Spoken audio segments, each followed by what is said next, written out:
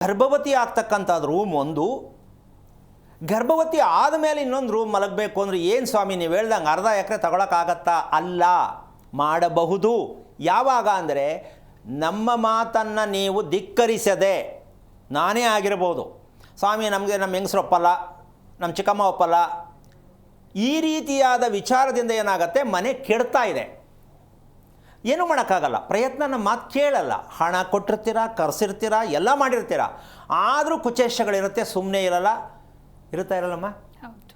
ಏನೋ ಒಂದು ಮಾಡಿ ಕೆಡಿಸ್ಕೋತಾರೆ. ಆಯಿತು, ಹೋಗಿ ನಿಮ್ಮ ಇಷ್ಟ ಮಾಡ್ಕೊಳ್ಳೋಗಿ, ನಾವೇನು ಮಾಡೋಕ್ಕಾಗಲ್ಲ.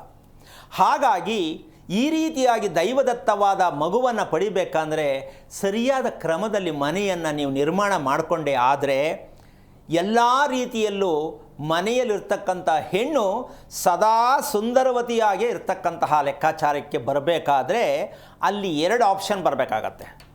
ಚೆನ್ನಾಗಿರೋ ಮಗು ಹುಟ್ಟಬೇಕಂದ್ರೆ ಹೆಣ್ಣು ಯಾವಾಗಲೂ ಲವಲವಿಕೆಯಿಂದ ಖುಷಿಯಾಗಿ ನೆಮ್ಮದಿಯಾಗಿರಬೇಕು. ಹೌದಾ? ಅವ್ರಿಗೊಂದು ಮೆಡಿಸಿನ್ ಕ್ರಿಯೇಟ್ ಆಗುತ್ತಲ್ಲ. ಏನದು? ದೇಹ ಯಾವಾಗಲೂ ಹಗುರವಾಗಿದ್ದಾಗ ಖುಷಿ ಆಗುತ್ತಾ ಇಲ್ಲಮ್ಮ? ಖುಷಿ ಆಗುತ್ತೆ. ಯಾವಾಗಲೇ ಆಗಲಿ ಮಗು ಪಡಿತಕ್ಕಂಥ ಹೆಣ್ಣು ಲವಲವಿಕೆಯಿಂದ ಇರಬೇಕು, ಚಟುವಟಿಕೆಯಿಂದ ಇರಬೇಕು, ಖುಷಿಯಾಗಿರ್ಬೇಕಂದ್ರೆ ದೇಹ ಹಗುರವಾಗಿರಬೇಕು. ಆ ಹಗುರವಾಗಿರಬೇಕು ಅಂತಕ್ಕಂಥ ಲೆಕ್ಕಾಚಾರದಲ್ಲಿ ಇಲ್ಲ, ಹಗುರವಾಗಿಲ್ಲ ನಮ್ಮ ದೇಹ ಅಂತ ಅಂದ್ಕೊಂಡು ಯೋಚನೆ ಮಾಡಬೇಡಿ. ಅದಕ್ಕೊಂದು ಉತ್ತರ ಹೇಳ್ಬಿಡ್ತೀನಿ. ಹೌದಲ್ಲಮ್ಮ? ನಮಗಿಲ್ಲ ಸ್ವಾಮಿ ನೀವು ಹೇಳ್ತೀರಾ, ನನಗೆ ಮೇಲೆ ಕೇಳಿದ್ರೆ ಕೆಳಗೆ ಕೂತ್ಕೊಳ್ಳೋಕ್ಕಾಗಲ್ಲ, ಈ ಮಟ್ಟಕ್ಕೆ ಇರ್ತಕ್ಕಂಥವ್ರು ಇದ್ದಾರೆ. ಅದಕ್ಕೇನು ಅಂದರೆ ಯಾರ ಕಣ್ಣಲ್ಲಿ ಉರಿ ಬರುತ್ತೆ, ಮನೇಲಿ ಇರಬೇಕಾದ್ರೆ, ಮಲಗಿರ್ಬೇಕಾದ್ರೆ, ಓಡಾಡಬೇಕಾದ್ರೆ ಕಣ್ಣಲ್ಲಿ ಉರಿ, ನವೆ, ಏನು ಕಣ್ಣಿನ ಸಮಸ್ಯೆ ಇದೆ, ಆ ಮನೆ ಸತ್ತಿದೆ. ಆ ಮನೆಯಲ್ಲಿ ದೈವದತ್ತ ಇಲ್ಲ. ದಯವಿಟ್ಟು ಯಾರು ಬೇಜಾರು ಮಾಡ್ಕೋಬೇಡಿ, ಸತ್ತಿದೆ ಅಂತ ಹೇಳ್ಬಿಟ್ರಲ್ಲ ಅಂತ. ಕಾರಣ ನಿಮಗೆ ಬೇಕಾದಂತಹ ಔಷಧ ಆ ಮನೆಯಲ್ಲಿ ಉತ್ಪತ್ತಿ ಆಗುತ್ತಿಲ್ಲ. ಯಾವುದರಲ್ಲಿ? ನೆಲದಿಂದ.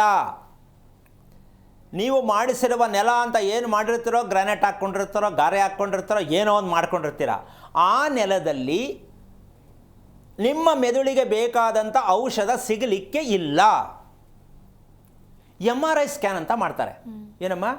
ಈಗ MRI ಸ್ಕ್ಯಾನ್ ಮಾಡೋದಕ್ಕಿಂತ ಹೆಚ್ಚಾಗಿ ನಮ್ಮ ವಾಸದ ಮನೆಯಲ್ಲಿ ಉತ್ಪತ್ತಿಯಾಗತಕ್ಕಂತಹ ಆ MRI ಸ್ಕ್ಯಾನ್ ಮಾಡೋದು ಮೆದುಳಿಗೆ ಸಂಬಂಧಪಟ್ಟಂಥ ರೀತಿಗೆ ಮಾಡ್ತಾರೆ. ಅದನ್ನು ಆ ಮೆದುಳಿಗೂ ನಮ್ಮ ಭೂಮಿಯ ಒಳಭಾಗದಲ್ಲಿರ್ತಕ್ಕಂಥ ಭೂಗರ್ಭಕ್ಕೂ ಸಂಬಂಧ ಇದೆ ಅಂತ ನಮ್ಮ ಜನದಲ್ಲಿ ಗೊತ್ತಿಲ್ಲ, ಗೊತ್ತಾಗಿಲ್ಲ.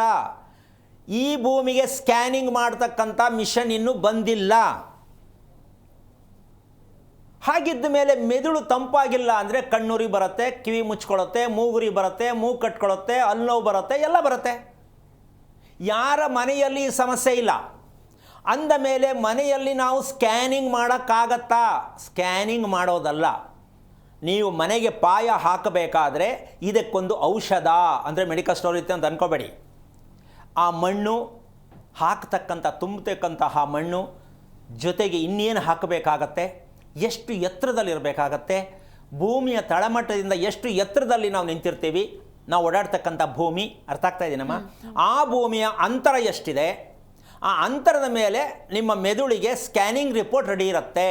ಅಬ್ಬಾ ನೆಮ್ಮದಿಯಾಗಿ ಒಳ್ಳೆ ತಣ್ಣಗೆ ನಿದ್ದೆ ಬರುತ್ತೆ ಅಂತಾರಲ್ಲ, ಅದು ತಿಳ್ಕೊಳ್ಳಿ ದೈವದತ್ತವಾದ ಮನೆ. ಯೋಚನೆ ಮಾಡ್ಕೊಂಡು ಟಿ ವಿ ನೋಡಿಕೊಂಡು ರಿಮೋಟ್ ಎದೆ ಮೇಲೆ ಹಾಕ್ಕೊಂಡು ಟಿ ವಿನೂ ಓಡ್ತಿರ್ತದೆ, ಮೊಬೈಲೂ ಓಡ್ತಿರ್ತದೆ, ಎಲ್ಲ ಹಿಡ್ಕೊಂಡು ಹಂಗೇ ಕೂತ್ಕೊಂಡು ತೂಗಿಡಿಸುವಂಥ ಮನೆಗಳು ಬೇಕಾದಷ್ಟಿದೆ. ಏನು ಹೇಳ್ತೀಮ್ಮ? ಇದಕ್ಕೆ ಮನೆ ಬೇಕಾ? EMI ತಗೊಂಡು, ಲೋನ್ ತಗೊಂಡು, ಮನೆ ಕಟ್ಕೊಂಡು ಮಲ್ಕೊಳ್ಳೋಕ್ಕೂ ಜಾಗ ಇಲ್ಲದೆ, ಜಾಗ ಇರುತ್ತೆ ಮಲ್ಕೊಂಡ್ರೆ ನಿದ್ದೆ ಬರಲ್ಲ. ಈ ರೀತಿಯಾಗಿರ್ತಕ್ಕಂತಹ ಕಣ್ಣಿಗೂ ಮತ್ತು ಕಿವಿಗೂ ಇದು ನಮ್ಮ ಮೆದುಳಿಗಿರ್ತಕ್ಕಂಥ ಸ್ಕ್ಯಾನಿಂಗ್ ವಿಡಿಯೋ. ಆ ಉದ್ದೇಶಕ್ಕೆ ಇದನ್ನು ನೀವು ತಿಳ್ಕೊಬೇಕಾಗತ್ತೆ. ಮಕ್ಕಳಿಗಾಗಲಿ ದೊಡ್ಡವ್ರಿಗಾಗಲಿ ಕಿವಿ ಮತ್ತು ಕಣ್ಣಿನ ಸಮಸ್ಯೆ ಎಷ್ಟು ಜನಗಳಿಗೆಲ್ಲ ಸ್ವಲ್ಪ ಯೋಚನೆ ಮಾಡಿ. ಆವಾಗ ತಿಳ್ಕೊಬೇಕು, ನಮ್ಮ ಮನೆ ಸಪ್ಪೆ ಮನೆ, ಮಸಾಲೆ ಇಲ್ಲ, ನಮಗೆ ಬೇಕಾದ ಮಸಾಲೆ ಇಲ್ಲ. ಇದನ್ನು ಪ್ರತಿಯೊಬ್ಬರು ತಿಳ್ಕೊಳ್ಳಿ. ಎಲ್ಲೋ ಹೋಗಿ ಯಾರ ಹತ್ರನೋ ಕೇಳಿದ್ರೆ ಅಪ್ರಾಣ ಯಾರು ಹೇಳಲ್ಲ, ಗೊತ್ತಿಲ್ಲ, ಈ ವಿದ್ಯೆನೇ ಯಾರು ಕಲ್ತಿಲ್ಲ ಅಂತ ನೀವೇ ತಿಳ್ಕೋಬೇಕು. ನೀವೇ ನಿಮ್ಮ ಮನೆ ಸರಿಯಾಗಿದೆಯಾ ಇಲ್ಲ ಅಂತ ತಿಳ್ಕೊಳ್ಳೋದಕ್ಕೆ ಕಣ್ಣು ಮತ್ತು ಕಿವಿಯನ್ನು ಮಕ್ಕಳಿಗಾಗಲಿ ಗಂಡನಿಗಾಗಲಿ ಹೆಂಡತಿಗಾಗಲಿ ತಿಳ್ಕೊಳ್ಳಿ. ನಿಮಗೆ ಗೊತ್ತಾಗತ್ತೆ ನಮ್ಮ ಮನೆ ಏನು ಮಾಡಿದ್ರು ಏಳಿಗೆ ಅಂದರೆ ನೆಮ್ಮದಿ ಏಳಿಗೆ ಇಲ್ಲ ಅಂತ ತಿಳ್ಕೊಬೇಕಾಗತ್ತೆ. ಇದಕ್ಕೆ ದೈವದತ್ತವಾದ ಮನೆ ಅಂತ ಹೇಳ್ತೀವಿ.